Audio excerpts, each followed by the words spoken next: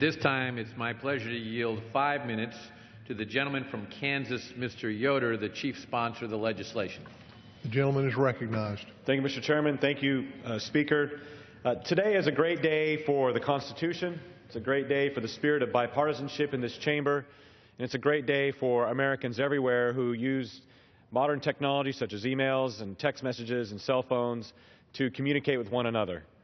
This day has been a long time in the making, and I want to thank the chairman and his staff, Ranking Member Conyers, my colleague Mr. Polis, and everyone who's worked on this legislation. This is the most co-sponsored bill in the entire United States House, the most popular bill because it's a common sense piece of legislation that affects every American and will clear up a long time hole in the law that allowed the government to intrude on Americans' privacy. You have to go back to 1986 when this law was passed. Halley's Comet was passing by Earth. Top Gun was coming out as a new movie. Cabbage Patch dolls were flying off the shelves. It was a good time in America. It's also a time in which Congress last wrote the laws that updated the Electronic Communications Privacy Act. At that point, there were only 10 million Americans who even had email accounts. Today, there's an estimated 232 Americans that have email accounts. It wasn't until 6 years later that someone sent the first text message in 1992. Yet now we expect 1 billion text messages to be sent every single year. The current law, the law that was written in 1986, allows an abuse of our constitutional rights by treating our digital information as if it is not private information, as if it can be searched and seized by the government without a warrant, without probable cause, without due process. And the theory in 1986 was if you leave your email on a server, once it's left there, it's considered it's like trash that's left out on the street corner. It doesn't have an expectation of privacy anymore.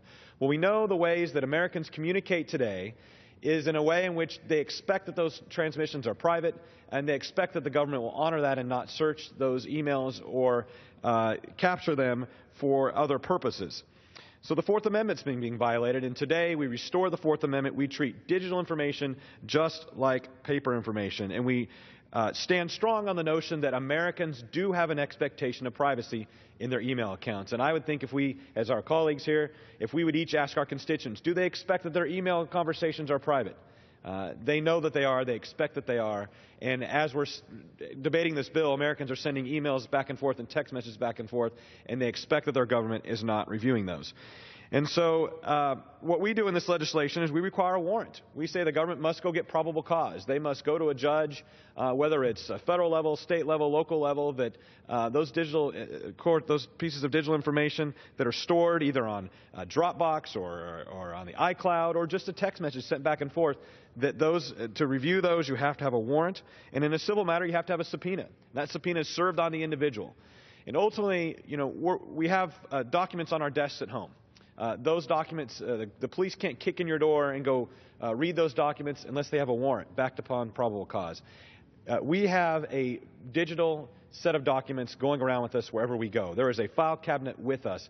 And when we store things, we're doing so not because we're abandoning it. We're storing it because we're wanting to protect it, and we're wanting to ensure that we can keep it, and we don't want to lose our Fourth Amendment protections because of that. And so this legislation would require that a warrant or civil subpoena exists in order to read that information and a due process occurs.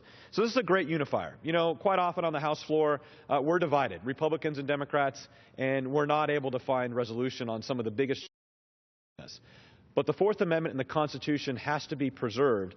And I'm heartened by the fact that my colleague Mr. Polis and groups on the left and groups on the right have come together, and groups in the center, and America together has come together on this legislation to say we're going to fix this, and we're going to ensure that this Congress modernizes its laws, that it does so in a bipartisan fashion, and that we can put this bill on the President's desk and that he will sign it into law.